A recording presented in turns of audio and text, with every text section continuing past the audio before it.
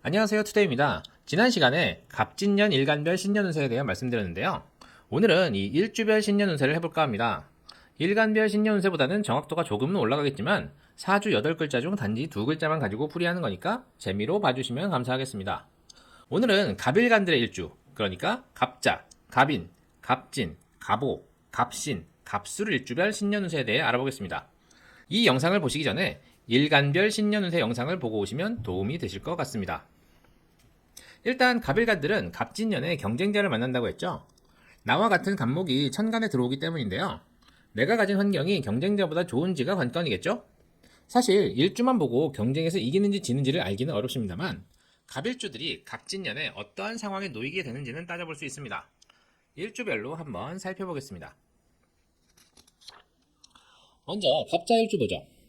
자수와 진토는 신자진 삼합의 일원들이죠. 자진 단합합니다. 그런데 경쟁 관계입니다. 그러면 어떻게 해석해야 할까요? 네, 선의의 경쟁입니다. 직장에서 승진을 다투거나 학업에서 성적을 놓고 경쟁할 수 있습니다. 매출이나 돈벌이를 두고 다툴 수 있습니다. 동업을 하게 되는 경우도 있는데 그럴 때는 서로 매출로 경쟁하게 됩니다. 또한 일지와 반합하기 때문에 이성을 두고 경쟁할 수도 있습니다. 그런데 이 경쟁 자체가 나쁘지 않습니다. 서로에게 피해를 주는 경쟁이 아닌 서로 발전할 수 있는 경쟁입니다. 그렇다고 경쟁자와 사이가 좋은지는 알 수 없습니다. 결국 경쟁의 결과가 판가름 나기 때문이죠. 사주 구성에 따라서 경쟁의 방향이 다른 쪽일 수도 있습니다.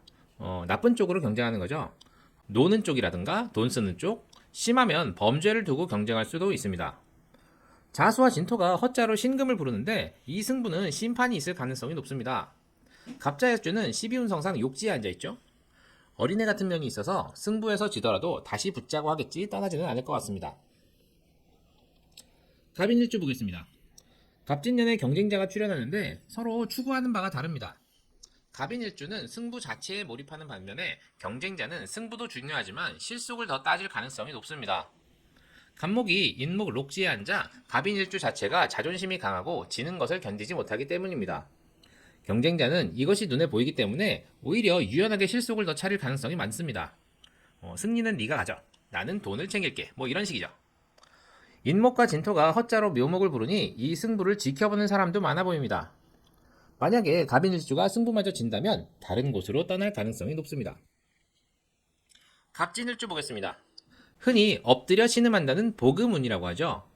운의 천간과 지지가 일주와 똑같은 운을 복음운이라고 합니다. 갑진일주는 갑진년에 복음운을 맞이하게 되는데요. 나랑 똑같은 놈하고 경쟁하게 됩니다.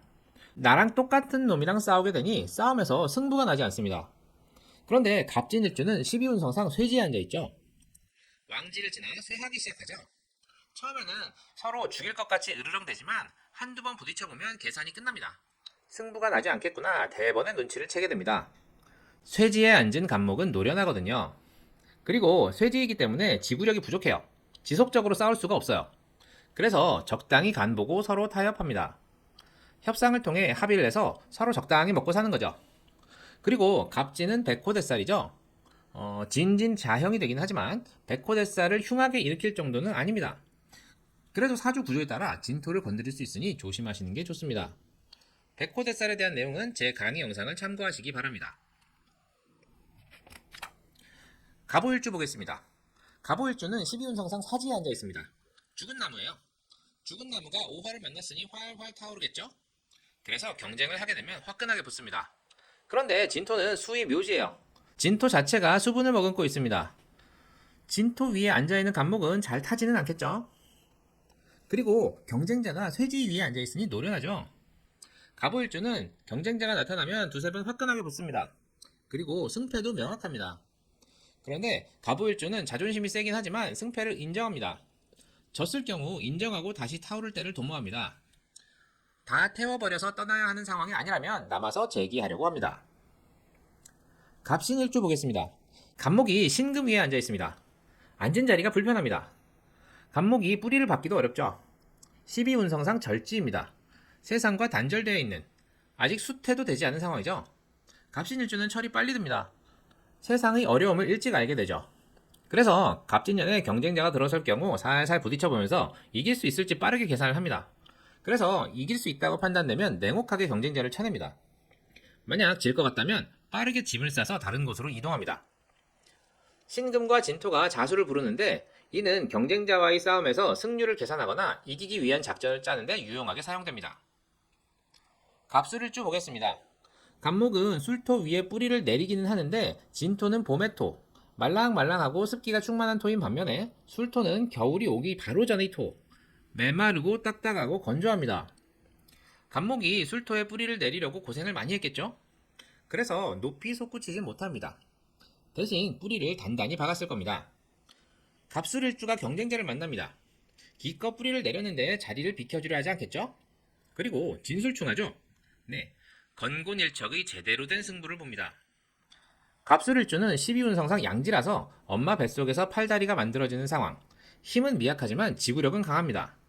갑진년의 경쟁자는 진토 쇠지에 뿌리를 박았으니 노련하나 지구력이 약하죠. 갑술일주가 악에 받쳐 덤비면 치고 빠지는 전략을 쓰다가 실속만 챙기고 떠날 가능성이 높습니다. 물론 이길 수 있다고 판단되면 노련하게 승리하겠죠.